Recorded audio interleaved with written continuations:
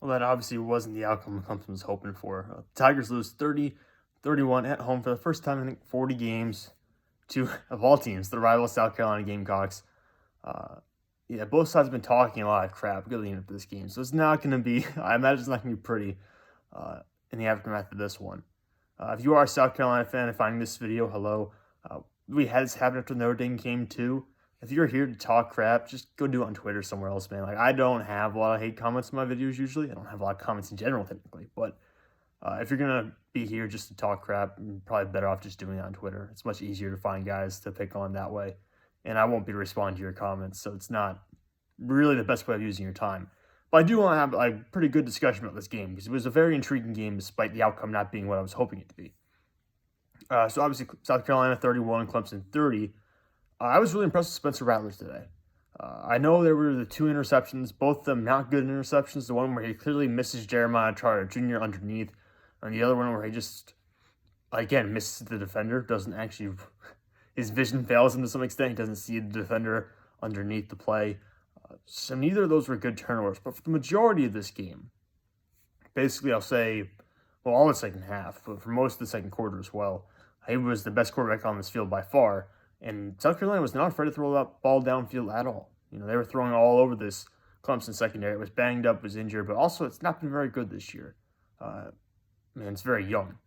And they took advantage of that. Antoine Wells Jr., who's a transfer from James Madison, who was a 1,000-yard receiver at James Madison, had a day, 9 receptions for 131 yards and 2 touchdowns.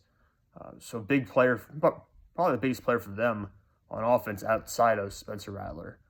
Jaheim Bell, their tight end / running back now because they're playing a little bit of running back, was mostly contained throughout the day. Didn't make too many big plays. But I think the biggest thing that surprised me the most in terms of South Carolina's offensive game plan and execution was how they were able to contain Clemson's defensive front. I think they only had 2 sacks on Spencer Rattler and 3 sacks on Spencer Rattler today. I think one of them is counted as a safety, perhaps. But they really contained Clemson's defensive front and their pass rushers. Even the blitzes weren't really getting home to Spencer Rattler. And Clemson needed to manufacture that pressure because, again, their secondary was not holding up today. Andrew Makuba probably had the worst game of his career on betting today. There was that 4th down play where he just is not, he's looking in the back for the entire play. He expects it to be a run, doesn't even consider it to be a pass until the South Carolina player is 5 yards behind him and he realizes it's a pass play.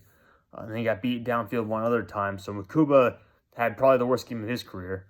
It certainly didn't help out Clemson this whole game. The linebacker level for Clemson is honestly one of the most impressive aspects of this game. I think Clemson's linebackers performed pretty well.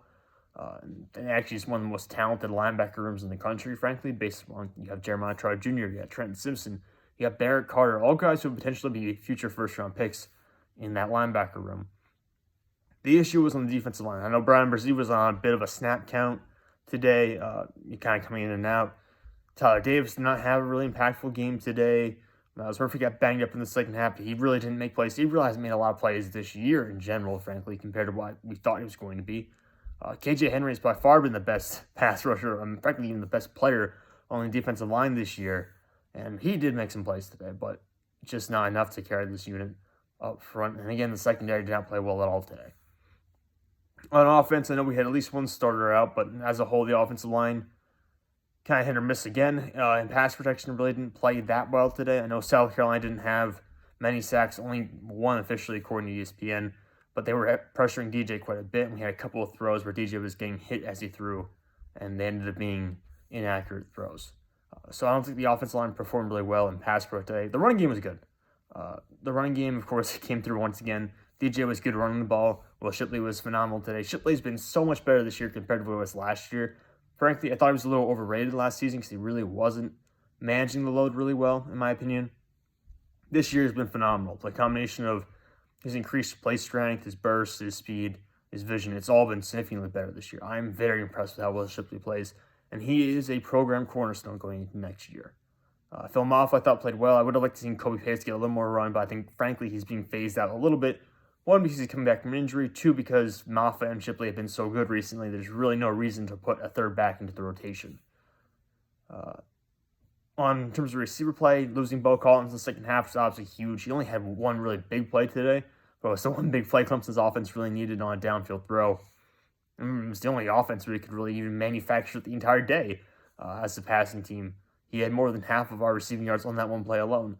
So not having him in the second half was a huge blow to our offense. But the receivers today outside of Bo, pretty awful, pretty god-awful today.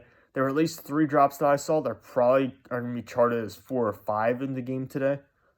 If we go and look at some of the charting stuff, there'll probably be 5 drops total. So it really was not a good day for the receivers for Clemson. DJ, yeah, he missed throws, but the receivers didn't help him out at all. And these are like simple, 8-yard throws that will set you up in second and short or third and short, and they're dropping them. They set DJ up to throw on third and long, second and long, and everything spirals from there because he's not the kind of quarterback you can put into those situations, especially when he gets in his own head like he was today. And it was interesting because you have guys like Spencer Rattler and DJ Uiagalelei who can get in their own heads and mess themselves up. And Rattler clearly was composed and he had it together in the second half. Now DJ didn't at all. DJ was a train wreck today, unfortunately. The play calling was pretty bad too, so it's not all on him. I said there were drops. Pass protection was not very good. The play calling was not very good. So we can't blame DJ for everything. That being said, he was pretty awful today. It's funny looking back around the middle of the season, people were talking about him being a potential draft pick. This guy's not getting drafted. This guy's not going to the draft. He can't be picked this year. And I find it hard to believe he'll be the quarterback in Clemson next year. I find it hard to believe he'll even be in the program next year. I think he's got to transfer out because if Dabo has any desire to keep this program relevant, and when I say relevant, I mean college football playoff contention relevant, we can't have DJ being the starting quarterback next year. It just can't happen. I have not been impressed. I know people will bring up the idea of, wow, we should have put Cade in the game. You need some perspective on Cade Klubnik, guys. The coaching staff clearly doesn't think Cade is good enough to start. And they see him every day. They see DJ every day. They know DJ has not played well in key moments this season. But they're not starting Cade because Cade has not played well this year. You'd say, he saved us for Syracuse. No, he didn't. He threw 19 passes he threw for 19 passing yards against Syracuse. The running game saved us on offense, and Garrett Schrader's self-destruction for Syracuse saved us on the other side of the ball. It was not a save by Cade Klubnik. And then he came in briefly in the Notre Dame game just to throw an interception in the red zone and immediately be benched. Cade Klubnik's not played good football since the Georgia Tech game to open the season. Really.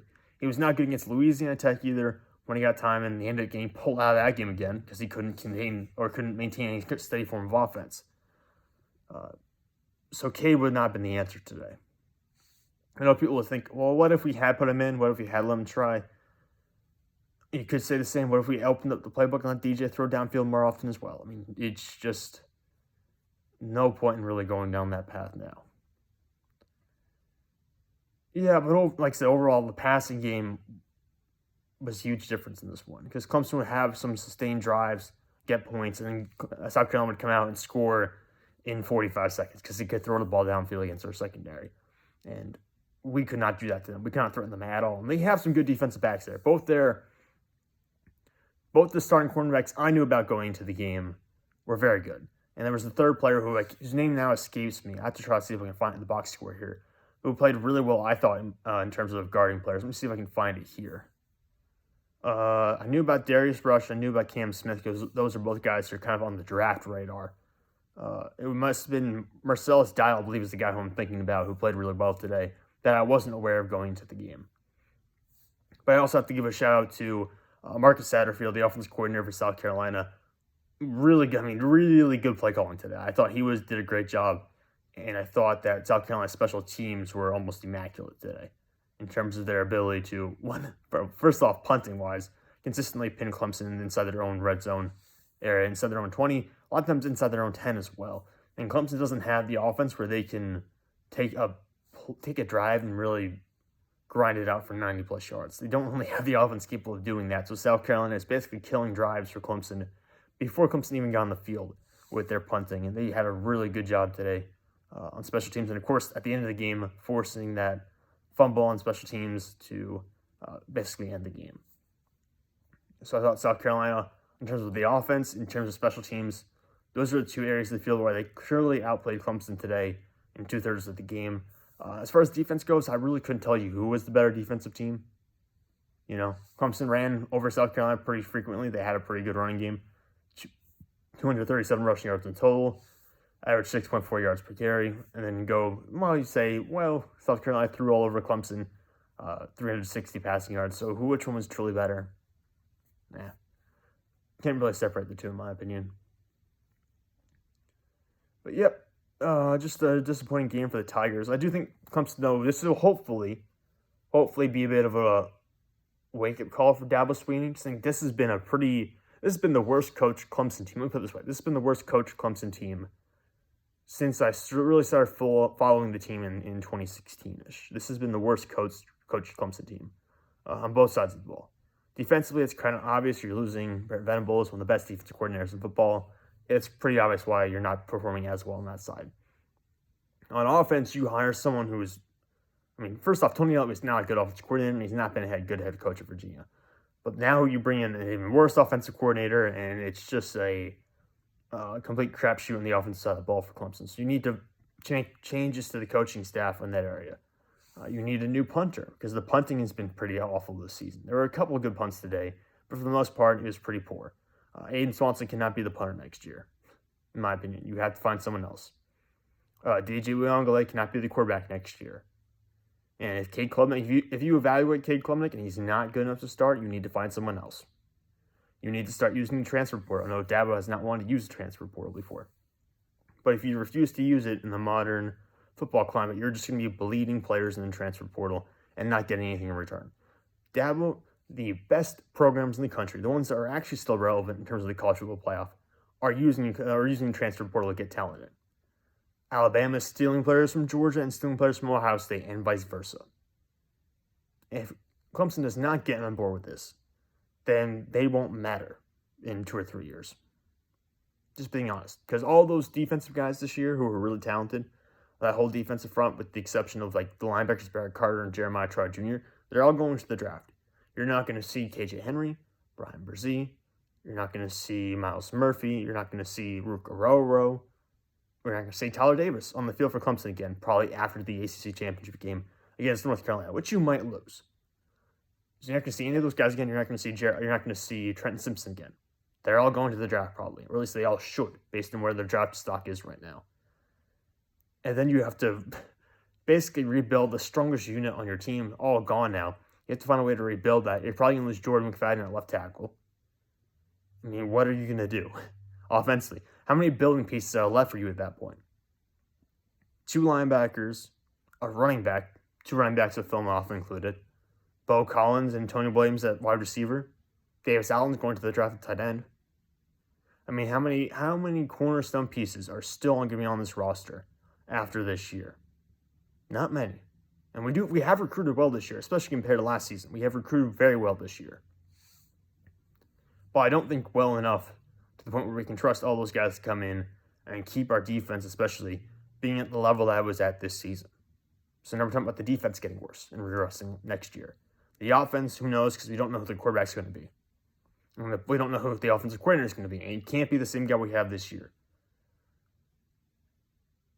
Dabo's got to really sit down and you got to think about some long-term changes for this program. And especially in his own mentality as well, because he's not been a great head coach this year. In terms of mishandling the quarterback situation, in terms of who he hired as coordinators, in terms of all this stuff, he's not been a very good head coach this year. So,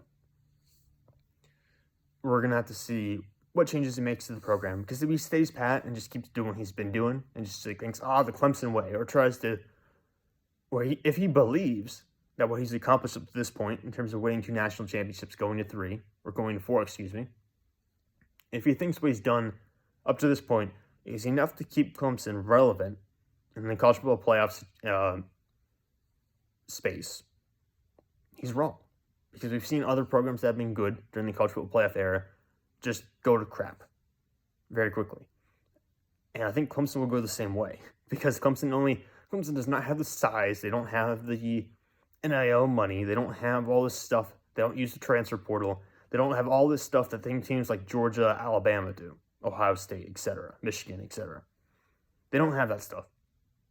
So if you don't like go all out in terms of trying to do everything you can to just scrape and essentially just pour your heart and soul and try and make this the best team possible while doing everything you can within the parameters that are allowed to you inside college football and inside current NCAA rules. If you don't do that, then you're not going to stay relevant, especially not a team like Clemson, who's now going to be outside the college football playoff looking in for 2 years in a row, have multiple losses 2 years in a row, and potentially not be the ACC Championship team for 2 years in a row.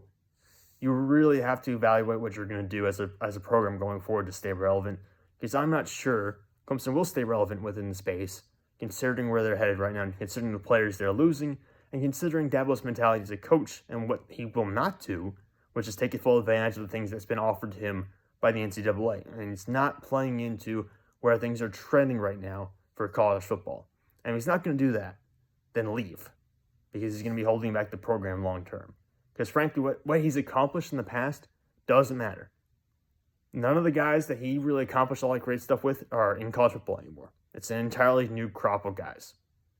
So he needs to figure out how to stay relevant and how to market this program to potential recruits to get back to getting all these 5-star guys, get back to being a top 5 recruiting kind of team, and get back to being a team that can make the college football playoff, because right now they are not that program. So I think some changes are needed in terms of how they attack things at Clemson. I'm not saying you need to fire Dabo or anything like that, but I think they really do need to look at how they address recruiting, look at how they address the transfer portal, NIL, all that kind of stuff, evaluate all of that, and then make some serious changes going forward.